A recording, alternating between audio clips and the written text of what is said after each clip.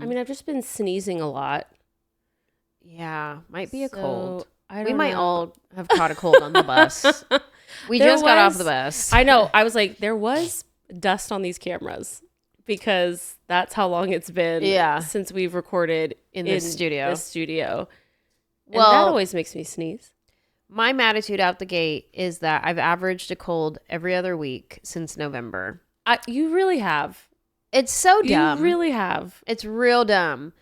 And I'm like, I try to like fortify my immune system and I don't get it. I mean, it's the nature of what we do. We're all over the place and you can't control how other people are taking care of themselves and what they're...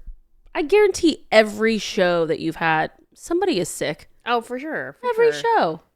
I guarantee it. I mean, I'm also part of the problem. A crew, an attendant. Because I went to the Laker game last night and I had a cold. I went to a show last night.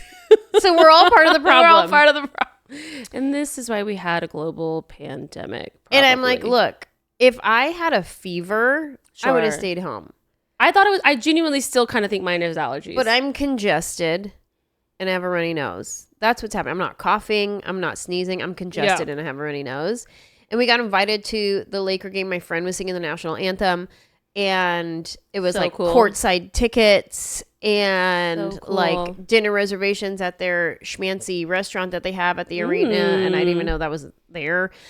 So I'm like, I'm not going to not go because I have a runny nose. Sorry. Here I come. Yeah. So I'm part of the problem. Same. Even though I'd sit here and be like, oh, look at that person with a cold out in public. And I know I've done it before. I mean, I went to a sold out show at the Pantages. What was your show you went to? Book of Mormon, which I had never seen. And that is like a fever dream of a show. That is wild and hilarious and super inappropriate. But also very good. Yeah, I saw it on Broadway a long time ago. Yeah. And the obviously it's the main characters are these two Mormons, these guys, but they go to this African village and there is a girl there that is the main character. And the actress who performed, phenomenal, insane voice. She was so good that the whole time I kept picturing her in other roles that I wanted to see her in because I loved her voice so much. And I was like, hold on. I was like, she needs to be Eponine in Les Mis. She needs to be Allie in The Notebook. Like all these different roles were just like filtering through my head. I love live theater so much, and when there's someone that's insanely talented, I'm like, what else? More, give me more. Like, you want to be their agent. You're like, put her in this. You know what else she'd be good at? Get her a Moulin Rouge. You know, like she just was she blew me away. Everyone was great. The entire cast was phenomenal, but she just stuck out to me. What's her name? We don't know her name. I think her name was Charity. Forgot the rest. But she's currently in the touring production of the Book of Mormon. My friend last night who sang the national anthem was Simba in Lion King. Yep. You've talked about, okay, so this is who you saw. He told a really great story that he's told to me before and I forgot because I have a really bad memory, especially after having Rosie. But so we met because Manny was in Group 1 crew. This is long time ago. So Manny and I have been married 14 years, going on 15, and we were just dating at this time. And Manny is in Group 1 crew. He's in Kentucky doing a show, and he has a driver driving him around to different TJ Maxx's and Ross's because he's looking for a cross necklace. Sure. Yeah, he's looking for some bedazzle. And so Darian was assigned to him to drive. So he's taking him all around because he's working for the production of the Winter Jam or whatever Christian concert. Yeah. Manny was there to perform at. And so he's like, you had me driving you. I think we went to like 6 different stores looking for a cross necklace. And then at the end, you ended up giving me one. Like Oh. you bought a couple necklaces and you gave one to me. Oh. And he's like, and I still have it. And I was like, oh my God, that is the sweetest story ever. And he was like, and then we went and picked you up from the airport talking about me. And I was like, wait, I'm in this story too? Like, I didn't remember like meeting him back in the day. But all that to say, like, he was the driver for the artist at that concert. And then here we are, however many years later, now with him at his sound check to sing the national anthem at the Lakers game.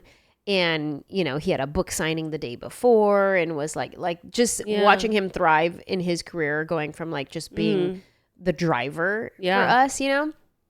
I thought that was like such a cool story. And that's one of the things that he was talking about in his book was it's like these little moments that can change the trajectory of your life. And it's all about these just little moments that all of a sudden it changes this, changes that, whatever. And I don't know, just to have these like full circle moments is really special. And then Manny told him his story, which I've shared on this podcast before, but it's still such a powerful story about when Manny graduated college, summa cum laude, you know, just like really smart guy. All of his friends went on to work these really prestigious like corporate jobs. They're at, you know, NBC and, you know, all these different networks and doing like big stuff. And Manny went on to be a balloon man, to make balloon animals at the restaurants near Disney World in Orlando. And he made these balloons for this one family at the table. And he was like, yeah, I'm a music artist. And they bought his CD.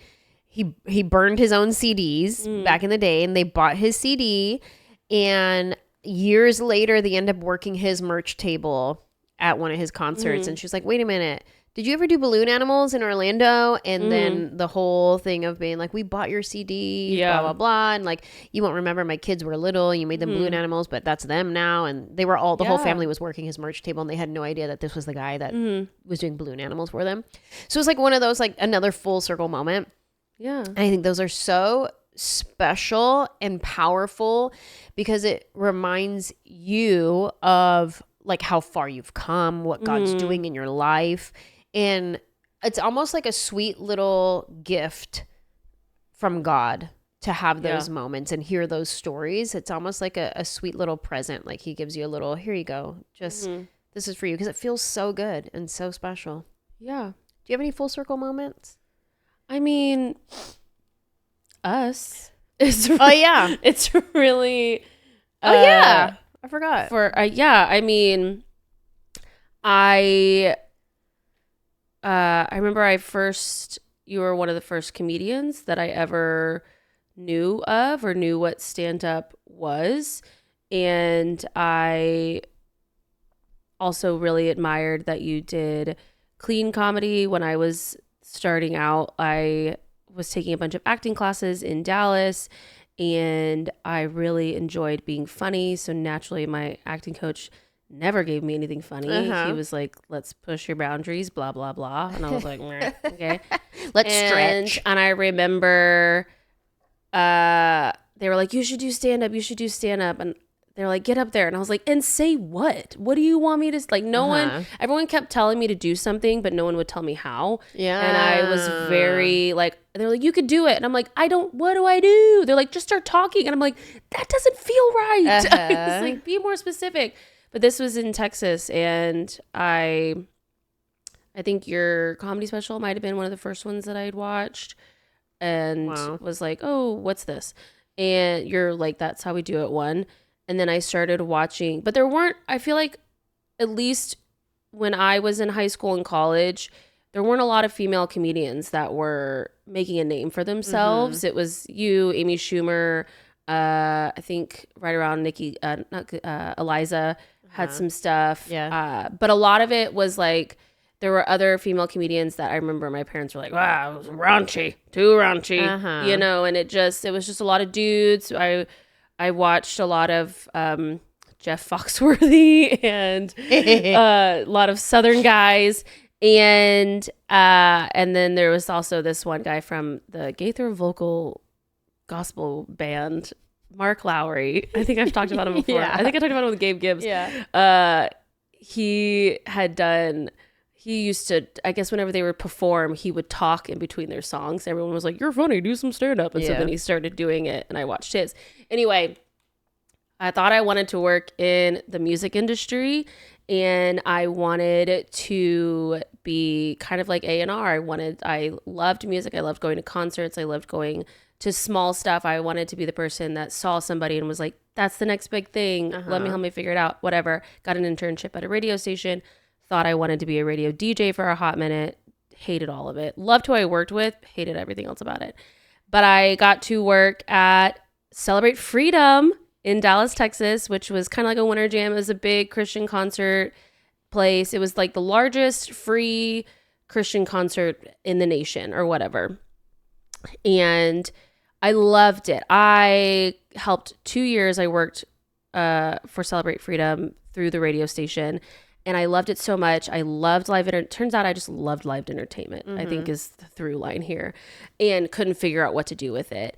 And I was the producer for The Night Show. And Andrea Jackson was who I worked for. And I mostly just spent the day with her. But there was this moment when I went into the green room. And there was, it was a large green room. They had catering. It was a mix of crew and people performing. It was just an open space where Michael W. Smith was back there, like just random whoever. And I saw one of the interns, and it was the only person I knew. And he was talking to this tall guy with an afro. And but I knew the intern. Don't remember his name now. Ryan? I don't know. Hunter? Could have been. So I just go over and I sit next to him because he's the only person I know, and I just start listening in on this conversation he's having with this guy. And this guy is just talking about, like when I moved to LA, blah, blah, blah, because the intern, he wanted to be a musician, and so they're talking music, blah, blah, blah. And but he's talking about moving to LA, and I was like, oh man, I've been thinking about moving to LA. And I'm sitting there and I'm going, this is like the third person who's talked about moving to LA. Like, I'm really starting to see it as a sign, if you will. And I was like, I think that's where I'm supposed to go. And so then I just chime in because it's a conversation. So I just chime in and I go, oh, I think I'm going to move to LA. And this guy is talking. It goes, cricket, cricket. Yeah, no. But I remember he's just saying like, oh, you got to save up money, blah, blah, blah. And he's like, what do you want to do? And at that point, I knew I wanted out of radio. And I was like, I think I really want to work in television. I would love to work in sitcoms. I want to go work in comedy television. And he goes, oh, my wife's a comedian. And I was like, sick. That's so awesome. Like, so we were married at this time. Yes. Oh, okay. So you're already married. Yeah. Cause let me adjust the vision in my head. 2014. This is when this is. Yeah. And I don't know who his name, I don't know who this guy is. Yeah. I'm like, what's going on? And then finally the intern's like, oh, this is Manny Group 1 crew. I'm like, oh, I know that because I've been playing their song on the radio. And I was like, oh, you're the guy. Cool. Awesome. And he just is like, yeah, my wife, she does comedy. He goes, hit me up on Facebook when you move out. And I was like, okay, sure. I don't know this guy. I was like, what? All right. And he also, sure. And he also was like, made a big deal. He was like, you got to save up $10,000. And I was like, that is, I think, more than I make in a year. Like that's that $10,000 at that time. I was making $10 an hour working at this radio station. And so my brain was like, that is an astronomical amount of money that I will never be able to save up. And then he goes, yeah. And before he walked off, he was like, yeah, look up my wife, Anjelah Johnson. And I was like, I know her. That's your wife? She's married? Like, I didn't even know. I was going, all right. And then again, I kind of was just, I took it as I got to move to LA. And then I want to say an hour later, so random. I run into the former youth worship pastor from my church who is now out trying to be a musician himself. And it's weird because it's someone I knew when I was in high school. Now I'm 24, 23, and I'm like, hello, person that used to be in charge of me, I guess. This is weird. But I mentioned that I was thinking about moving, and before I even said LA, he goes, LA? You should go to LA. And I was like, all right, Lord. I see what you're doing. Say less. Say less. So I tried to save up $10,000, and a year later, when I had $700. I had $800, and I said, "Good enough, good enough. I'll make it work. I'll figure it out." And I did. I figured it out, and then I moved in 2015. I started doing stand-up in 2016. Met Jessie. She drops the story I've told where she's just like, "Oh, my friend Ange." And I'm like, "Who?" And then she goes, "Oh, you know Anjelah Johnson." And I said, "This is so weird." And so it's just, there's like this really weird, if you believe in the invisible string theory, you know, I even have an old journal letter where I talk about my favorite comedians, and I talk about you before I'd met you. Wow. And so it's just so bizarre. And for years too, Jessie was like, Jackie's gonna leave. You should work. You should just take her job.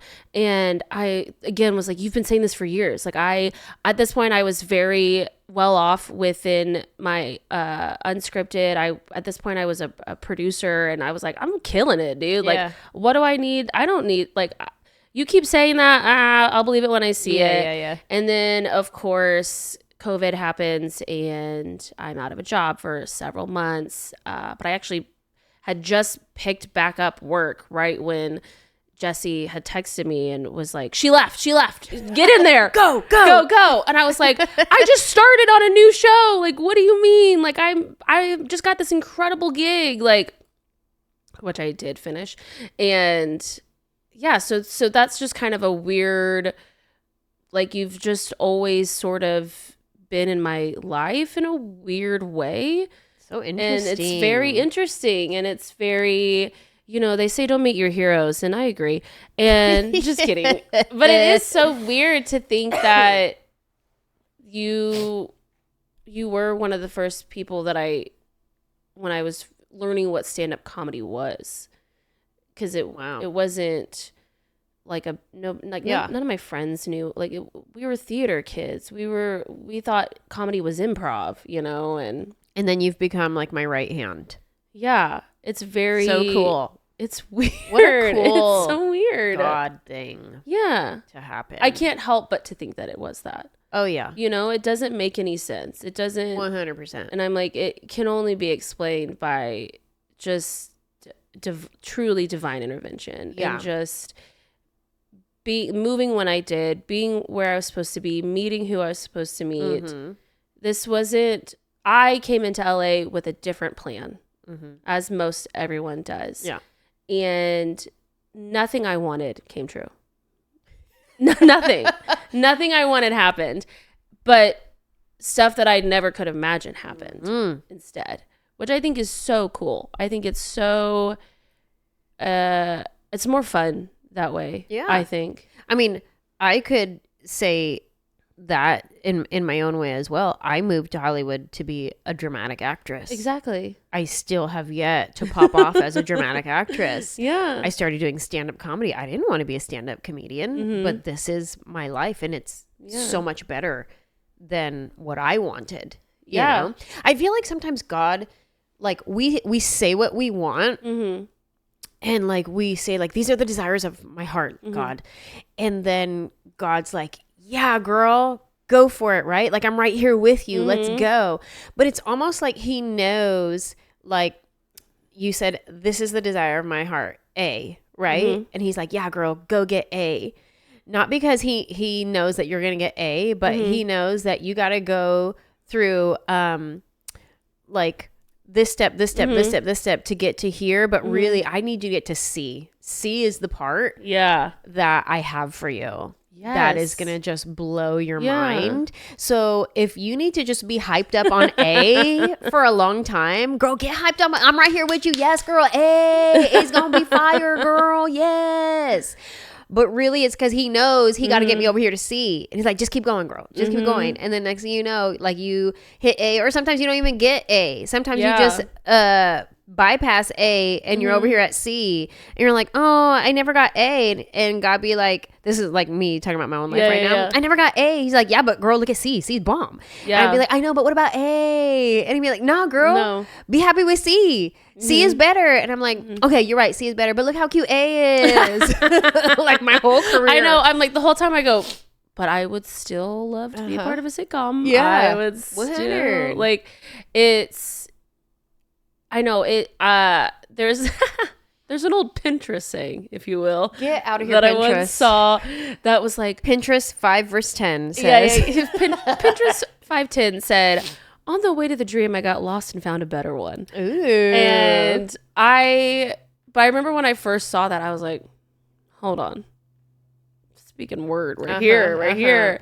Because it's so true in that I have learned so much about myself, and I have learned, again, there are times where you think you want something and then you get into it and you realize, oh, this isn't what I thought. 100. Like 100% with radio. I was so gung-ho. I interviewed at multiple. I applied to 3 different radio internships, got all 3, and I was like, I'm a queen. Like, yes, I'm the GOAT. I can pick what I want.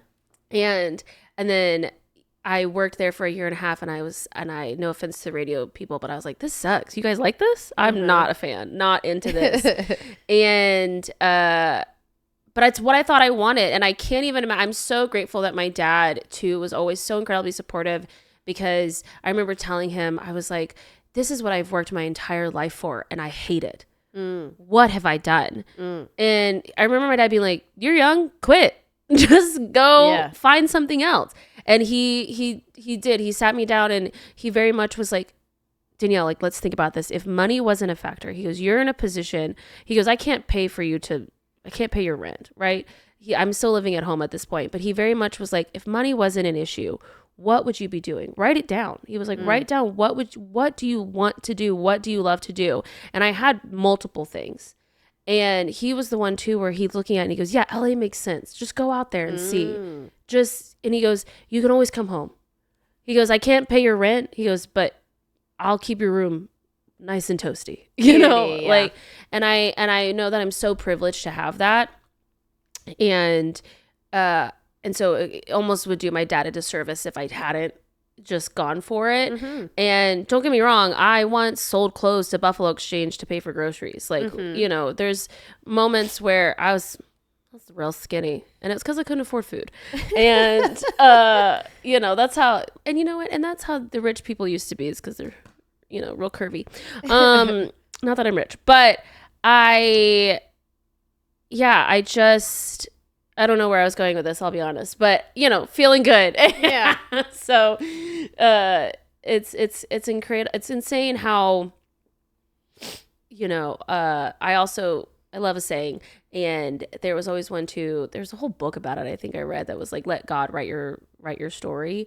I think it was more about relationships, like let God write your love story, but I think it applies to your whole life, of just, he's the ultimate author and he's the ultimate creator, and I can sit here and dream up of all these things, and somehow he's still going to dream of something better. And my life is just such proof of that. I look back on it, and different things and different jobs that I've had where I'm like, I didn't even know that was a job. I didn't even know that was a thing that I could do. And I loved it. And I'm learning so much more about what I love. It turns out I love live shows and live production and producing entertainment for people. That's what I love the most. And just telling stories and creating entertainment for people is what I think love. You are the perfect person for that, like your strengths and your gifts, because just like you moved here, like, okay, am I going to be a performer? Am I going to be a stand-up comedian? Am I going to be an actor? Like all of these things. I think to be a great producer, you have to have that creativity within you. I think you have to have that moment. Am I the performer or am I the producer? Because you have strengths in that producer realm that entertainers who are just strictly entertainers do not. They don't have that brain. They don't have that organizational skill. They don't have that ability to compartmentalize and break things down to produce. And you have that producing brain, as well as the creativity, the personality, the funny, the quick wit, the all of that, and that all goes into whatever project that you are producing. So it may not be you as the actor on the sitcom, but everything that you're doing behind the scenes is helping elevate that joke, that whatever, the pitch of the prop, the pitch of the lighting and whatever, like the producer brain that goes in it, it all goes towards the end product of like, this was great, not only just because this actor did a great job, but because the producing team behind making it happen. And I think you're an incredible person for that role. Thank you. And I hope we get to do that together. Yeah. I hope we get to Absolutely. I want to do that. do a sitcom together. Yes. And produce and act, and from our mouths to God's ears. Yes. Let's do it. Yeah. Who's to say God still can't give it to us just later? Who's to say A ain't just waiting for me? Yeah. It's just a little detour, a little God detour. And I like to imagine he's up there going, wasn't that fun? Yeah. Isn't that fun? Your life is fun. Yeah, totally. Go for it. Yep. Yeah. I hope for that. Yeah, me too. In Nashville, we'll create the next 100%. greatest We're going to do it. Heartland entertainment. Not Heartland. That's what they call it. So I would say I'm grateful for full circle moments. Yeah. I'm grateful for full circle moments. That's little. You know, I have another one to contribute to the pot since we're talking about full circles. Yes. This is a fun category. I wasn't expecting. I had a girl intern for me for a while, and she's my friend now. Love her to death, Bridget. Years and years ago, I guess she tweeted me, and it was something about like she was in like a small group or something, and they asked like what her dream job was, and she was like, I said my dream job would be to work at Anjelah Johnson one day, something like that. She tweeted. And I guess I replied to her, and I said, I'll keep you in mind, or something like that. Yeah. Or maybe one day I replied something. Yeah. And I imagine I'm just reading this going like, sure. Yeah. Hey, whatever. Right. That's years and years and years ago. Yeah. Then years go by, and let me see. This is before, or I know I don't remember, but this has to be at least 10 to 15 years ago. I'm at a place where I have an assistant, but I'm feeling like I need more help. I'm like, I need an intern. And I reach out to somebody that I know, and in a city that's outside of LA, a Christian organization. I'm not going to give any names. A Christian organization in a city outside of LA.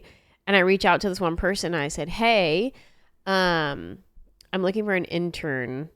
Do you know anybody that is moving to LA or is in LA, but from your guys' camp, that wants to come and like learn from me and like assist me on things? And he was like, let me put some feelers out. So he gets back to me, and he's like, I have a girl that was part of our camp. She moved to Denver, but she's considering moving to LA. She might be perfect for this position. And I was like, okay, cool. What's her name? And it's that girl who tweeted me years prior. Yes. So when she got the call that was like, hey, Anjelah Johnson's looking for an intern. She was like, get out of town. Shut the front door. I'm on my way. What time? What day? When do you need me? Right. So she ends up moving to LA. She wasn't even living here. She moves to LA. And then I start feeling a little bit nervous. I'm like, I don't want this girl to move here for me. Yeah. Like, let this be. This is part of the Lord talking to you, telling you to come, not just for me. Yeah. And I remember our first meeting. We go and we sit at this restaurant. And I'm sitting across from her, and I go, I'll be honest, I don't know why you're here. Okay. Like, I don't know. I don't have a specific. Had to be nerve-wracking also from her perspective. Right. I was like, I don't have like a specific job for you. Mm-hmm. I just felt like God was putting it on my heart to have a need for this person, and you're the person to fill this need, but I don't know what it is. Okay. And it was like one of those like honest moments. I'm like, I don't know why you're here, but you're supposed to be here. Mm-hmm. And we'll figure it out together. Yeah. And that was that conversation. What she ended up doing for me, really, she would come over and pray with me. Oh. And we would walk in my neighborhood. Okay. And we would pray. All right. And like she would do like some assistant stuff. Mm-hmm. But I had an assistant. Mm-hmm. So it was really more like a spiritual assistant. And you hired a prayer warrior. Yeah, pretty much. Yeah. And so she just would come and like would be like a prayer warrior type person, right? Anyway, cut to, she ends up meeting her husband and they get married and they go off and do their own thing. And so we talk about, I was like, you weren't here for me. Oh. God needed me to put out that I need an intern and you're the person for me, but you weren't here for me. You were here to meet your husband. God had him waiting for you. How was I going to get you to LA? Like the story I said earlier about being all hyped on letter A, like, ooh, and God right there with you, like, yeah, girl, A's gonna be fire. Remember you even tweeted it a long time ago that you wanted to work for Anjelah? That's gonna be fire. Go, girl, go. But he really needed to get her to C, because C was her husband. Yeah. That was waiting out here. And now they have a child. Now they're great. They live out, I think, in Denver again. I don't remember. But that was another full circle moment that I got to be a part of. That was really special and super cool. So your husband's right around the corner. I was like, where's mine? I think I might actually be here for you. Yeah. Yeah. Unfortunately, you're actually here for me. Yeah. I do fear that this is a no. That's so fun. Yeah. I love that. I'm racking my brain to try to think of more of those stories, whether it's me or...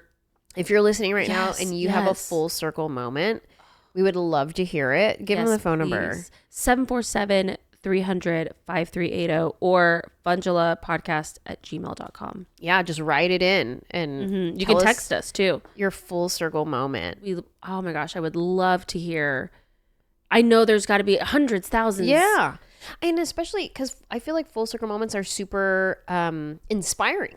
Yes. Like you hear it and you go, oh, and you start looking for it in your own life. Exactly. Especially if it's like years in the making. Like mine felt years in the making and could never predict what twists and turns. And then also some are very, I feel like, was it Trish? I think had shared sort of a full circle moment. Oh, with Dolly? With Dolly, yes. Of just like, even just like little moments like that, or little moments of just reassurance that you are where you're supposed to be and you're doing what you're supposed to do. And I'm very weary of signs, but I know that they're there and they exist. And I just think it's something you just have to be, because I'm always going, is this me or is this God?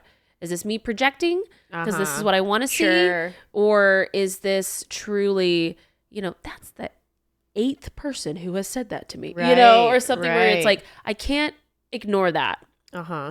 Tell me that. That's what I want to hear. Those are so cool and inspiring. Such good stories. Yeah. Okay. A MADtitude. I said my MADtitude was like getting a cold every other weekend since November. Did you have any MADtitude? I know we usually start with MADtitudes. But... I know.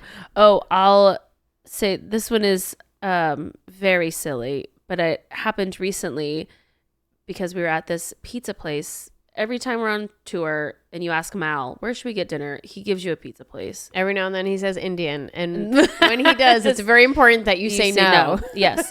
But nothing makes me crazier. And this happened at this restaurant. And it was very good pizza. The guy who owns it, incredible human, lovely. I have the tote bag, big fan. However, it was a circle pizza that he had cut into squares. And I cannot stand that. I cannot stand. Because now they're all the sizes are uneven. There's no even slices. And now I got like a little weird. This is why you are a producer. And now I got weird little like weird square half oval shapes that don't make any sense. And then now I've got a square piece, no crust. Just what I got, just got loose pizza. I spit. But it makes me insane. But if it's a square pizza, you cut that into squares. Prime Pizza does a lot of square pizzas. That makes sense. But if it's a circle pizza, give me triangles. A triangle normal slice so that I have crust, because I like the crust. I'm a crust person. I like the crust. I don't want no loose square jiggly. What do I hold on to? Interesting. That is my hey, hot take. Hot take. Although I think there's people who actually agree with you. I feel like there are very specific pizza people. Well, and I feel like a lot of people have hot takes on pizza. Yeah. Specifically. There's always the tried and true, pineapple, whatever. Right. I find it delicious. And I don't know why it's a big deal. I have never had it. People put other stuff on pizza that I can't stand. And sir, Bonzo? You okay, son? Bonzo just popped his head up. He said, I've been waiting. He's like, I would like to chime in. And there's also, now I have a question now that we're on the pizza talk. Are you a fan? There are places that all they do are just like the classics, the traditional, like I'm thinking of that place in Kansas City. Bomb. So good. Oh, yeah. Providence Pizza, I think. But it was all like your traditional, pepperoni, hot honey, mushroom, beef, whatever. But then there are other places, again, back to the pizza place that cut it into squares, where they did like a brisket and there's those places that do like, here's, a hot chicken pizza. Or here's your macaroni and cheese pizza. Yeah. Now I'm thinking of the Chinese place. The Chinese place. Do you genuinely like those types? No, I don't. Okay, so here's a hot take for pizza. Yeah. I love bacon. I don't love bacon on my pizza. Oh, interesting. I don't know. It changes the flavor of what's happening. Makes it too breakfasty. Bacon is such a distinct, strong flavor. It takes over. And now I'm not eating pizza. I'm eating bacon with stuff. You know what I mean? Yes. Like that's how it feels like. So I guess that would be my hot take. I don't like bacon on pizza. Like in the meat lovers type thing, give me pepperoni, give me sausage. Mm-hmm. I don't want no bacon. Yeah. I don't want no ham. Yeah. I think my favorite pizza is just pepperoni. Just plain pepperoni. Yeah. Or a margarita. But I hate cheese. Girl, same. I can't stand it when people go, give me half pepperoni, half cheese. Just take the pepperoni off. Wait. Yeah. To me, a cheese pizza is the equivalent of a silver car. It looks undone. It looks unfinished. That is a good one. Yeah. A silver car to me looks like primered. Yeah. A silver car to me looks like you forgot to paint it. And a cheese pizza to me looks like, where are the toppings? Yeah. What? Just cheese? Yeah. This is an appetizer. I'm taking a lactate for this? No. Yeah. No. But just throw on 3 circles of pepperoni. Now we're talking. Little slice of basil. Little leaf of basil. Okay. No. Hold on now. Back on board. Wait a minute. But then hypocritical of me, I love a white pizza where it's just all cheese, no sauce. Oh, see. But then it's multiple cheeses. I have a hard time. That's the difference. I have a hard time with pizzas, with any white pizza where it's no red sauce and it's like a white sauce.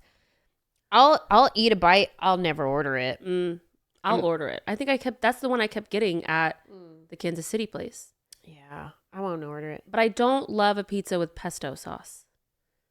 Like when they do that instead of a red sauce. Oh. That's when we're getting fancy. That's when they're like, here's my grilled chicken pizza. Oh, yeah. And then I go, never mind. I don't need any of that. Brisket, grilled chicken, taco salad pizza. Yeah, I don't need like all that random stuff. Buffalo chicken pizza. I don't need none of that.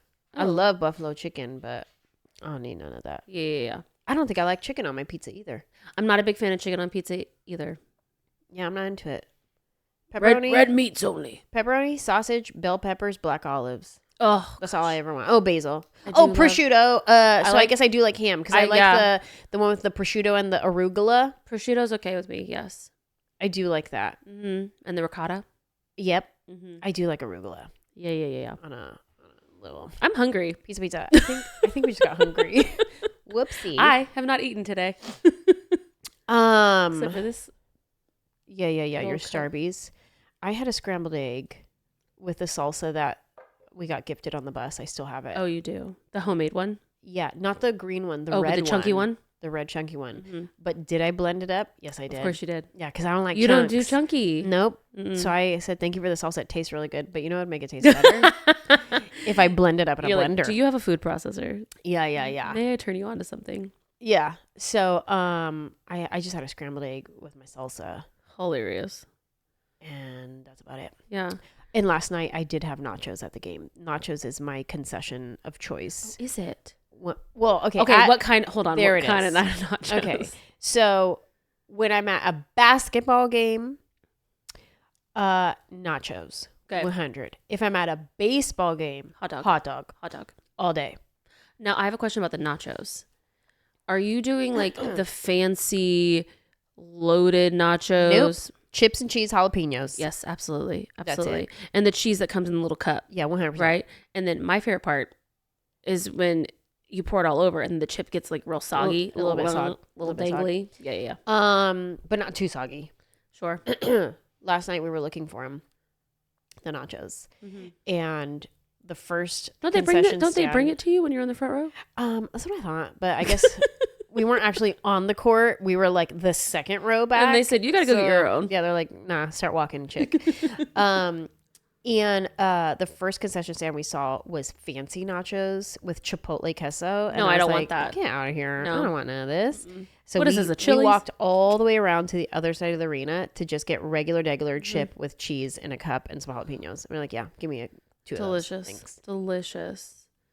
Yeah. I love those. Usually my go-to for any sporting event is a hot dog.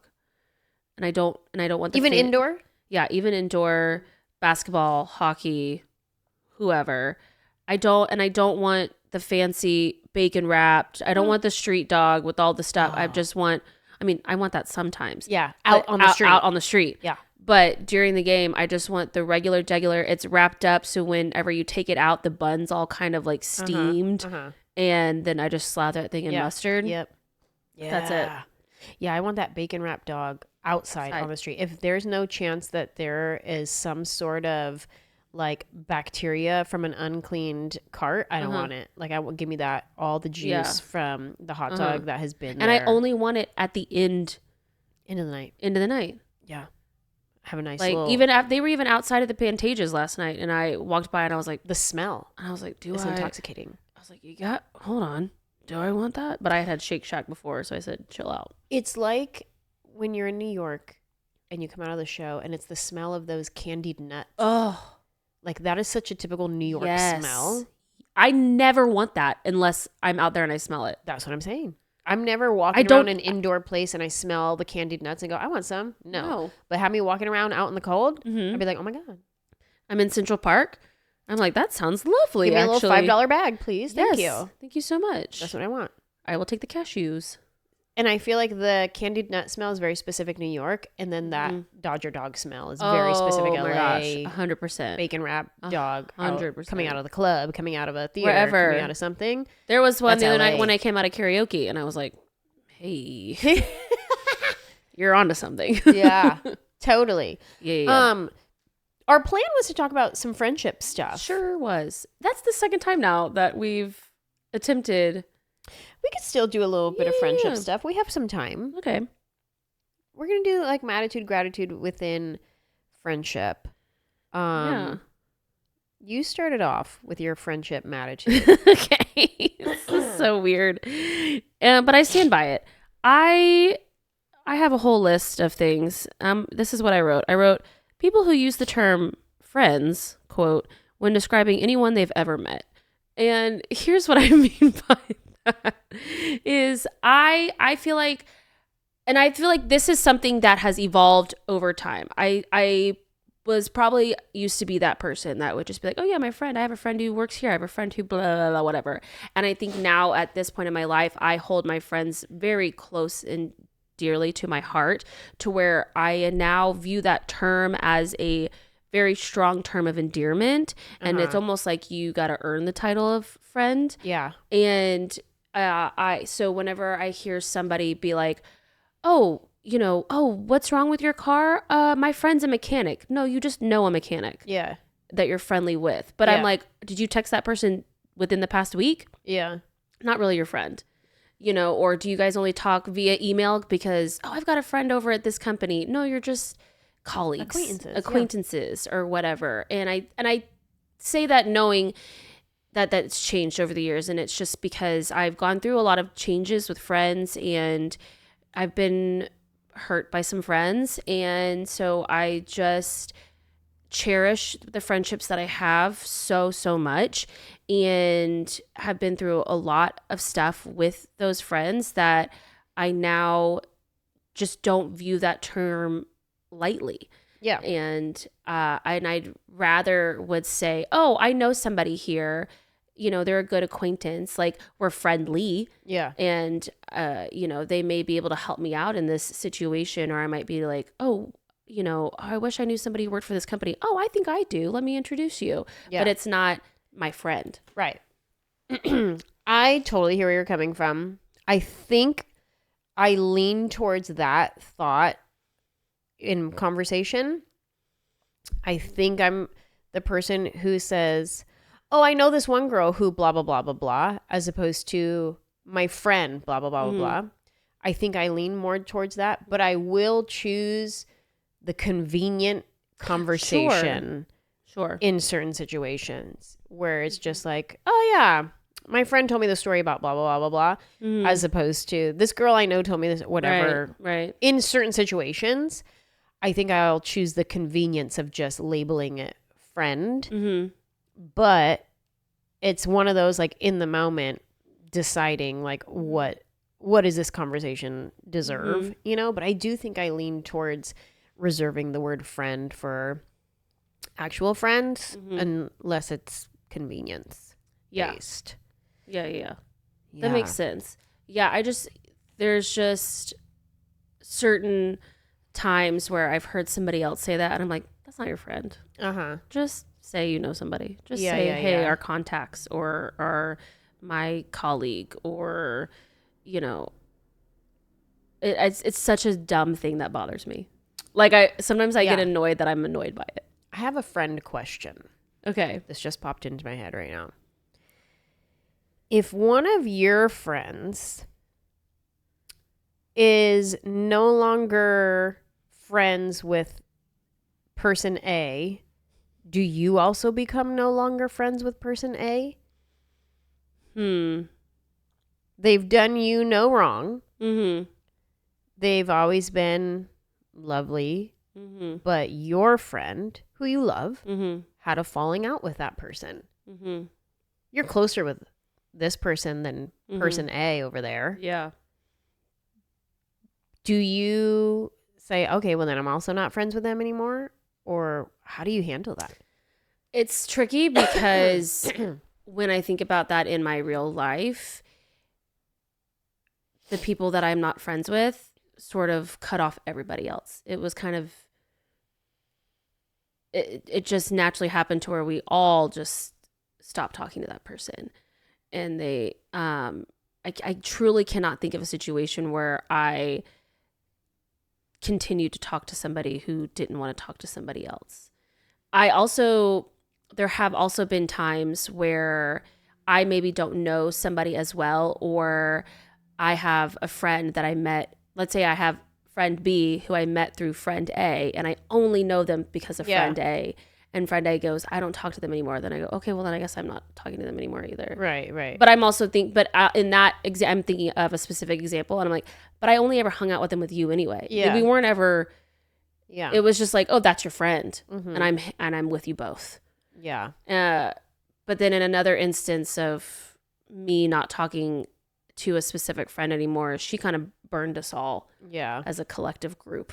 Yeah. So that's different. That's different. But I can't think of a real world example. There is one person that I am thinking of that I sort of stopped talking to, but then she sort of cut everybody else off. And so everyone else just naturally, we just over time, like, oh, yeah. I wonder how she's doing. Don't know. I feel like this is something that if we're taken to the internet, there are people out there in the world that feel that there are hard and fast rules in this. Oh, absolutely. That, nope, if your close friend had a falling out with this person that you're also friends with, and you're closer with them, then you got to cut them off too. I feel like there's people that would make that hard and fast rule, but I don't think it's a hard and fast rule. I don't think so either. Depends on the situation. I think with it's each person, and because I think of somebody in my life who had questioned why was I still friends with this person after they stopped being friends with them, and was like, like all the things that they did to me, like why would you be friends with them still? And I think about that person and how that person is always not friends with somebody anymore. There's a new person that this person is no longer friends with. Hey, I'm not friends with that person no more. I'm not friends with that person no more. And in that situation, common denominator situation, I'm like, they didn't do nothing wrong to me. Yeah. They're lovely people. I think you guys had a falling out and a misunderstanding. And if you don't want to talk to them and be friends with them anymore, I support you in that. And I think that's, to me, in friendship, that's a red flag of something where I have a friend who's constantly being like, I don't talk to that person anymore. I don't talk to that person anymore. Whatever. And to me, I'm like, what's going on to where all these people were mean to you? All these people did you wrong? This doesn't make any sense. Because that, in my scenario of the person that I'm thinking of that I no longer speak to, in the beginning, it was something where she had issues with all my friends. And then there was even a time where she was like, well, I'll just talk to you and you can talk to your friends, but I won't talk to them. And I was like, okay. But because I valued that friendship and I valued my other friendships, I was like, okay, I'll try to make this work. Yeah, what a tough position. And it was terrible. But then it made me, there was a moment where I started to like really reflect on our friendship, and I started to realize I was her only friend. And I remember being like, well, what happened to this friend? Oh, she did me wrong. What happened to this friend? Oh, she did me wrong. And I'm suddenly being like, hold on, there's a common denominator here, and it's not me, it's you. And you're now hurting people that I love. And so I can't, and now in turn, you're hurting me. Yeah. That's a tough one. Yeah. I think it's very situational, and I think that's why I value the word friend so much, because I went through this big thing, and suddenly my friends are so important to me, and I want to cater and take care of them. And because I know how much they mean to me in my life, and I in turn hope I mean as much to them. I think I do.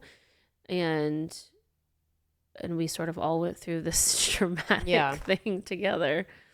What was your gratitude in regards to friendships? My biggest gratitude, I think, is how my friendships have evolved over the past few years in working with you and having this very on the road travel lifestyle, to where there are so many times where I blaze in and I'm like, I'm here for a week. What do you guys want to do? You want to hang out? Blah, blah, blah, blah. And I'm very grateful that my friends are very accommodating and adaptive to that, and I'm sure there are times where it maybe is annoying. Yeah. They haven't told me that yet, but my friends are also very honest with me. Yeah. And I very much had a moment too where I was like, hey, I'm only in town for these 3 days. If anybody can hang out, that's great. If nobody can, I also understand. Like, I'm not asking you to change your schedule for me. And I know that I'm going to miss things, and I know that I'm going to miss birthdays and gatherings or even trips. I'm going to be a day late in arriving or something, but I'm like, still, I asked them, I was like, can you still tell me about them? Can you still invite me? Like, just know that, I'm going to show up when I can. Yeah. And that's so, really cool. And I'm really grateful that they haven't just been like, because there are other people that I know, and I would argue that they are more acquaintances at this point. I'm hesitant to say friends simply because they're not checking in with me. They're not, hey, are you in town? And it was like, well, yeah, I was in town for a whole month. Did you not see me posting or see me texting other group chats that we're in? Now I'm gone for 2 weeks. Like, oh, you just missed me, but I was here. And so those people, I'm kind of like, I don't know that we're that close, you know, like, and that's okay. And that's okay. Friendship seasons change. Yeah. And I think when you tried to hold on to the definition of this particular friendship because it was this during this season of your life and it's not that anymore, I think that's when maybe like resentment can come in because there's false expectations now, but we're not the same people anymore. We don't have the same time commitments anymore. We don't have like blah, blah, blah, blah, blah anymore. And I think that's when hurt can get invited into the equation when we try to hold on to an old definition of something Totally. as opposed to embracing new. And I feel like I've gone through that with friendships, obviously being in this job for over 20 years now. And for a while, I thought all my friends, I'm like, they get it. They understand my life. They're cool with it. They know I'm coming in and out, whatever. But I've actually had a few friends voice to me like, hey, this is not working. Like, and not just my traveling, but they're like, you're also not checking in and being like, hey, how are you? You know? And so I've had a couple of those conversations where I've had to look at myself and be like, you're right. I'm not being a good friend to you right now. To have that title of best friend, like, oh, you're one of my best friends. Yeah. You're right. I'm not being that to you right now. But at the same time, I look at my life and how my life has changed. And I can't be that for you right now. So maybe we're not best friends. We still really love each other. Sure.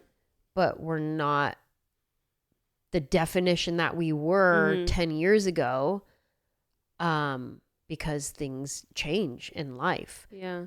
And we love each other dearly, but I can't be that person that I was, especially in like time commitment, especially now that I have Rosie and now this and that, woo woo and the other thing. Yeah. And so I think it's like being able to adjust and accept. And that doesn't mean it's bad. It's like, yeah, it's just changed. Yeah. And we still love each other. And exactly.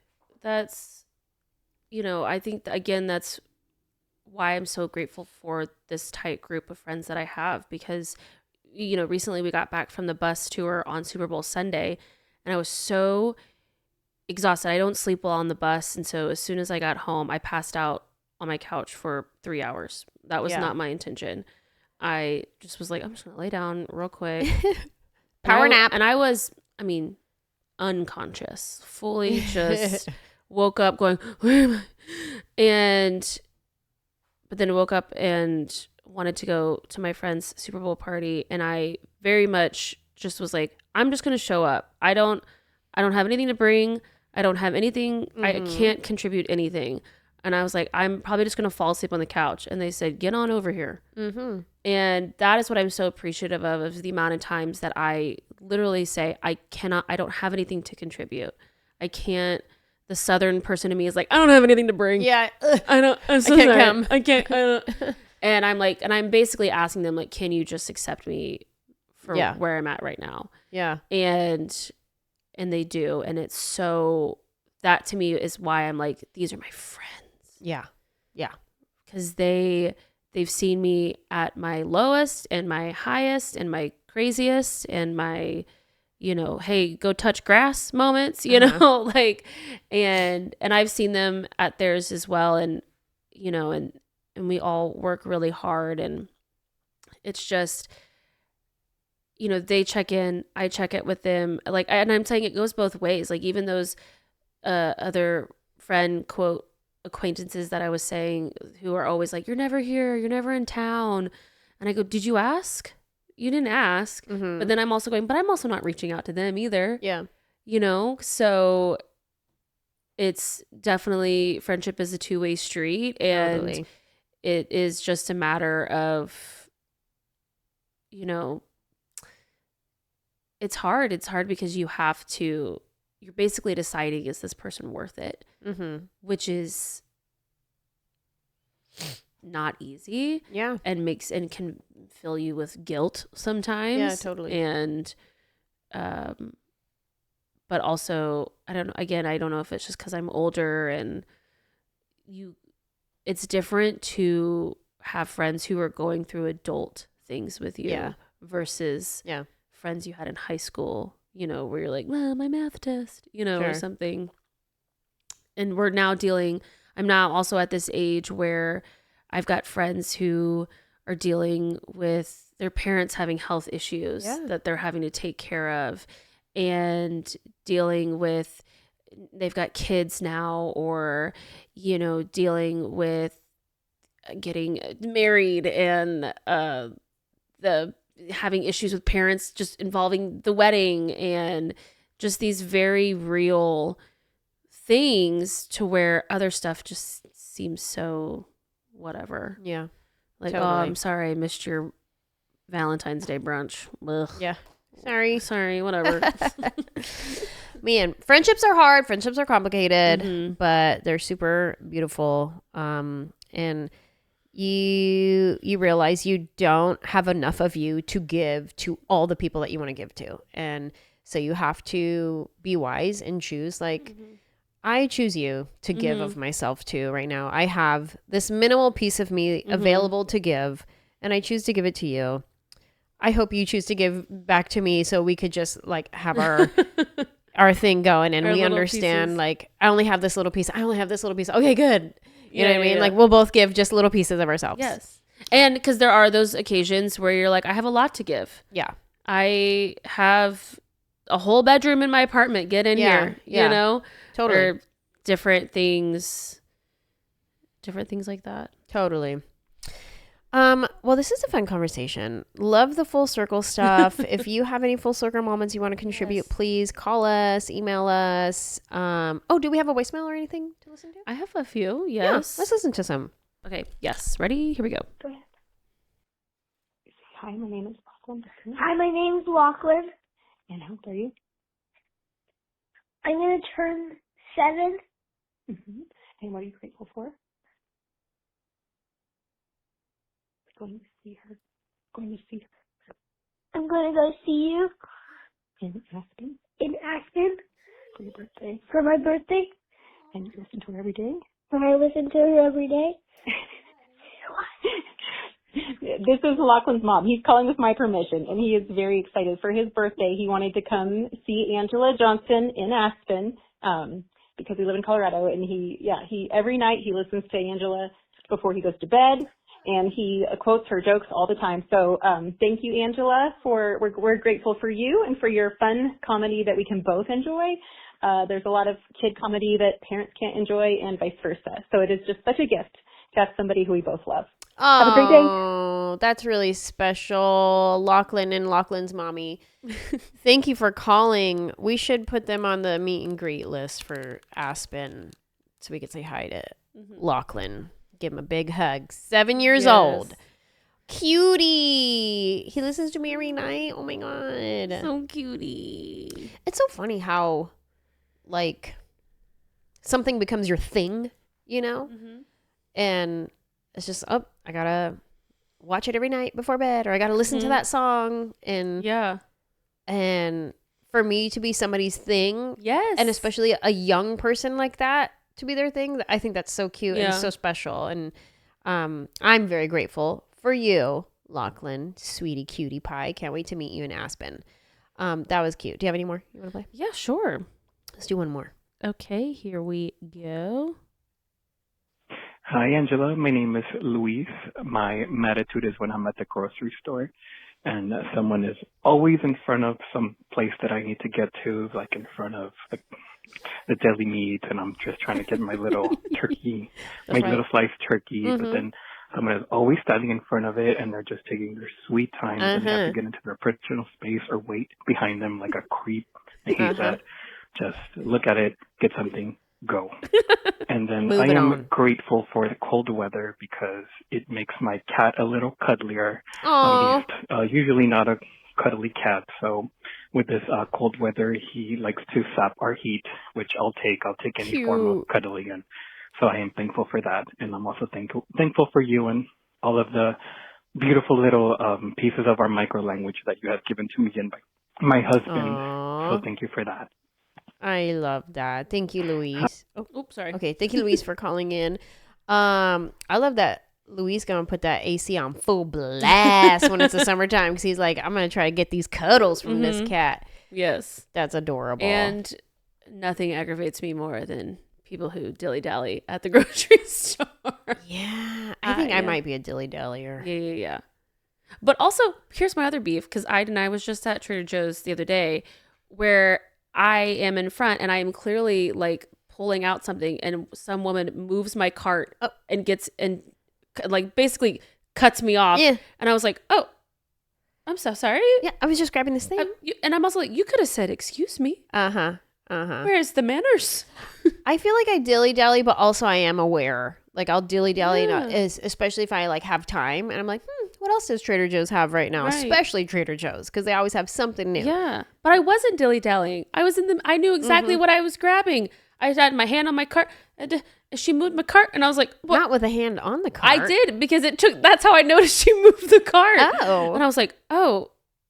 And I was like, it's a bacon emergency. Strange. She had to get it real quick. Yeah. She was in a hurry. I feel like sometimes at Trader Joe's, I feel like people forget the laws of society. That is a wild west out there. Well, thank you all for listening to this episode of Funjelah. Don't forget to call us, contribute your gratitude or your matitude, or if you have a question, you need some advice, call us and ask us, and we'll give you our 2 cents. We'll throw our 2 cents in the pot and see if you like it. And then, like and subscribe, right? Yes. Yeah. Leave reviews, comments. Yeah. Do all that stuff. All that stuff. Thanks for listening. Bye. Bye.